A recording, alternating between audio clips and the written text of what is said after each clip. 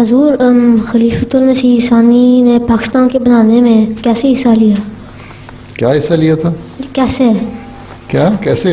जी।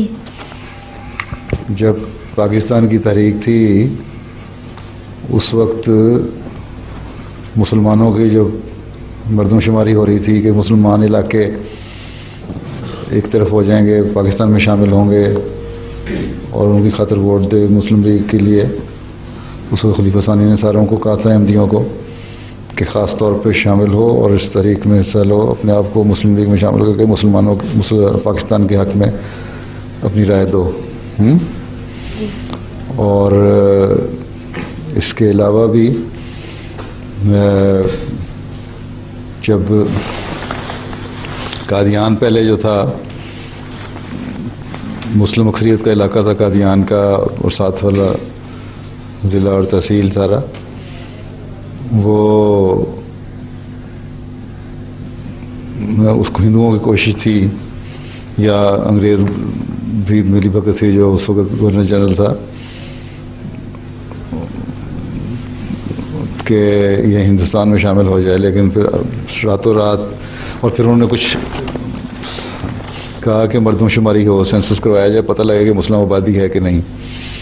तो उस मुस्लिम मऊद ने हस्की सालिस को कहा और उन लोगों ने बड़ी मेहनत से खुदाम के ज़रिए से और ज़रिए से जमातों के ज़रिए से रातों रात ऐसी इंफॉर्मेशन इकट्ठी की और हुकूमत को पेश कर दी जिससे पता लगता था कि ये इलाके भी मुस्लिम अक्सरियत के हैं।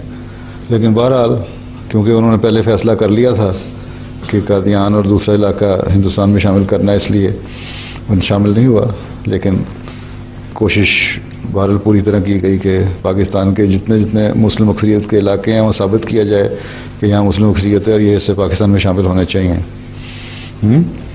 फिर मुसलमानों को ऑर्गेनाइज़ करने में कायद आज़म तो एक दो वक्त आया था जब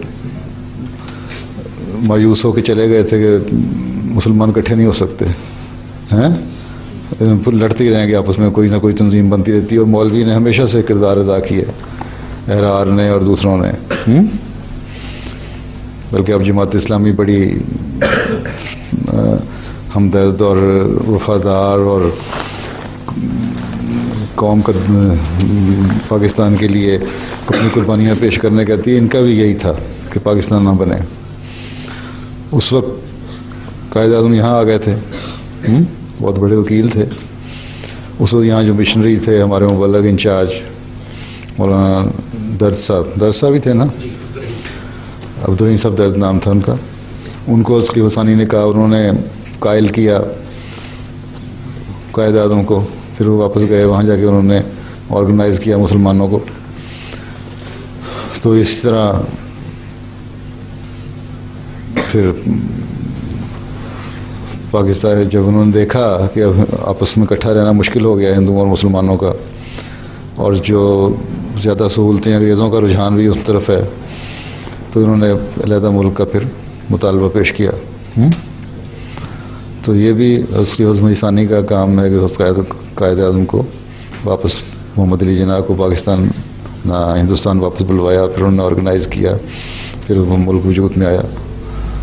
तो बहुत लिहाज से किया हुआ किरदार अदा अहमदियों ने बड़ा रोल अदा किया है हर जगह पे। बल्कि लाहौर में जो हुकूमत थी उस वक्त सरदार सिकंदर आज़ाद थे, हुकूमत थी, है ना। उस वक्त उनका भी इख्तिलाफ था, अब ख्याल था कि शायद वोट ना मिले इस हक़ में पाकिस्तान के, उनको भी कायल करवाया हैं। तो ये लंबी तारीख़ है एक, इशारे मैंने तुम्हें बता दिए थोड़े थोड़े। तो इस तरह बहुत किरदार अदा किया पाकिस्तान बनने में। आज कहते हैं पाकिस्तानी के अहमदियों ने कोई किरदार नहीं अदा किया।